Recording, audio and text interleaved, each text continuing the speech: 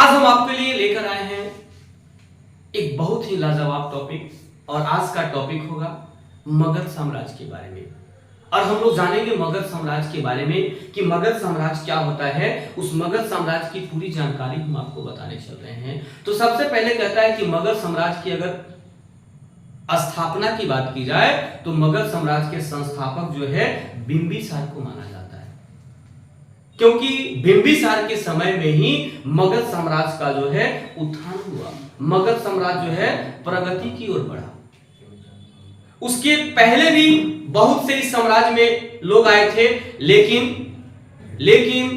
मगध साम्राज्य के अगर उत्थान की बात की जाए तो वह बिंबिसार के काल से माना जाता है और उसकी स्थापना जो है वह 544 ईसा पूर्व में की गई। मगध साम्राज्य की स्थापना कब की गई? 544 ईसा पूर्व में। अगर उस मगध साम्राज्य की अगर भाषा की बात की जाए तो मगध साम्राज्य की भाषा जो है वह संस्कृत मानी जाती है और मगधी मानी जाती है। दूसरा चीज, अगर उसके धर्म की बात की जाए तो वहां पे हिंदू धर्म, बौद्ध धर्म और जैन धर्म भी थे। मगध के राजधानी की बात की जाए तो मगध की राजधानी सबसे पहले गिरिवज्र मानी जाती थी।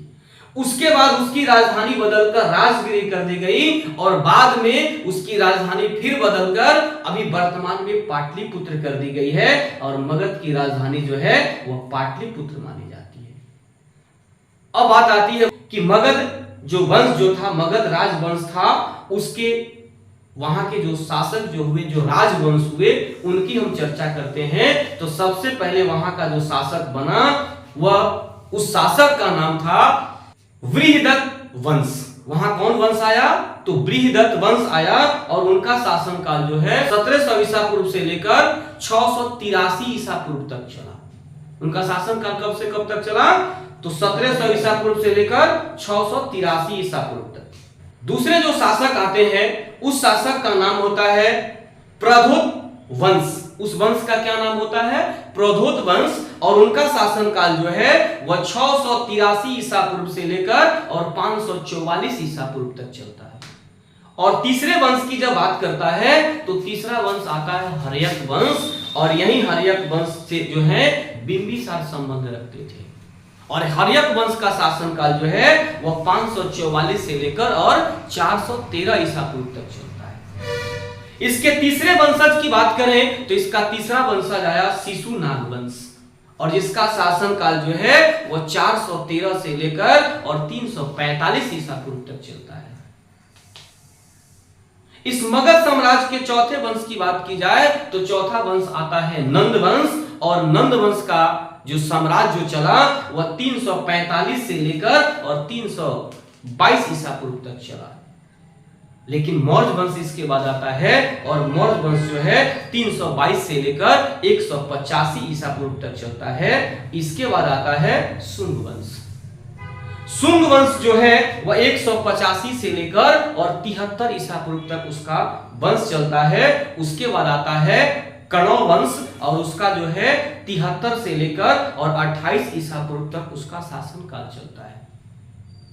इसके जस्ट बाद आता है सतवाहन, जिसका जो है शासनकाल जो है 30 से लेकर और 220 ईसा पूर्व ईस्वी तक चलता है। उसके बाद आता है गुप्त वंश, तो इसका जो है 319 से लेकर और 550 तक चलता है। इसके बाद आते हैं प्रत्यक्षवर्ती गुप्त राजवंश, जिसका जो है 490, 520 और 720 से लेकर 750 ईस्वी तक चलता है। और इसके अंतिम वंश आता है पाल वंश, जिसका 750 से लेकर और 1162 ईस्वी तक इनका शासनकाल चलता है। यह था इन मगध साम्राज्य के शासकों के बारे में। अब कहता है कि मगध साम्राज्य एक बहुत समृद्ध साम्राज्य था। तो आखिर मगध साम्राज्य इतना समृद्ध क्यों बन गया? इसके पीछे क्या मकसद थी? तो कहता था कि मगध साम्राज्य पूरी तरह से प्रकृति से एकदम खतरा मुक्त था, उसे किसी प्रकार का कोई खतरा नहीं था। मगध साम्राज्य की भूमि जो उपजाऊ थी, वहां फसल उगाई जाती थी। मगध साम्राज्य के जो शासक जो थे वह योग्य और महत्वाकांक्षी भी थे। इतना ही नहीं, मगध साम्राज्य के राजा शक्तिशाली भी हुआ करते थे और मगध साम्राज्य जो है जब उपजाऊ वहां की भूमि जो थी वह गंगा और सोन नदी की वजह से थी। और मगध साम्राज्य की एक और विशेषता थी कि वहां लोहे की खान थी जहां से पर्याप्त मात्रा में हथियार बनाए जाते थे। इस मगध साम्राज्य से संबंधित इस मगध साम्राज्य या मगध साम्राज्य जो है वह महाजन पद से संबंधित है और महाजन पद के नाम से भी उसको माना जा सकता है कि महाजन पद का ही एक अंग है। और ऐसे में अगर देखा जाए तो टोटल महाजन पद की संख्या की बात की जाए तो महाजन पद की संख्या 16 होती है। अब उस महाजन पद की बात करते हैं तो महाजन पद की संख्या 16 कौन कौन सी होती है? तो पहला है अंग, अस्मक, अवंती, चेदी, गंधार, काशी, कंबोज, कोसल, कुरु, मगध, मल, पंचाल, सूरसेन, वजी, वत्स और मत्स्य, यह सभी 16 जो हैं उस महाजन पदों की संख्या होती है। तो टोटल महाजन पदों की संख्या कितनी है? 16। अब आइए हम आपके लिए एक तरह से समझ जाइए तो एक जादुई छड़ी लेके आए हैं। इस महाजन पद को याद करने का एक ट्रिक है और महाजन पद को हम कैसे याद करेंगे चुटकियों में, तो उसके लिए कहता है बाबू कि अब अपाने का गांव कुसुम को कम आम देगा।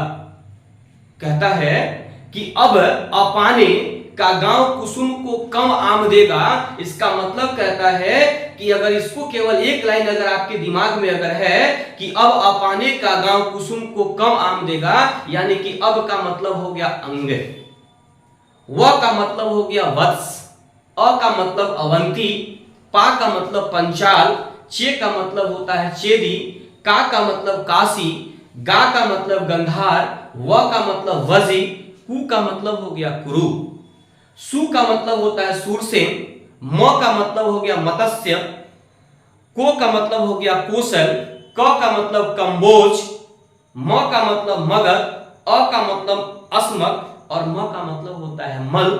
यह सभी जो हैं इस महाजन पद को याद करने का एक ट्रिक है। इस ट्रिक के आधार पर आप महाजन पद को आसानी से याद कर सकते हैं। एक आगे एक और लाजवाब ट्रिक हम आपके लिए लेके आए हैं और वह ट्रिक होगा मगध साम्राज्य के वंशजों के बारे में। वह क्या कहता है?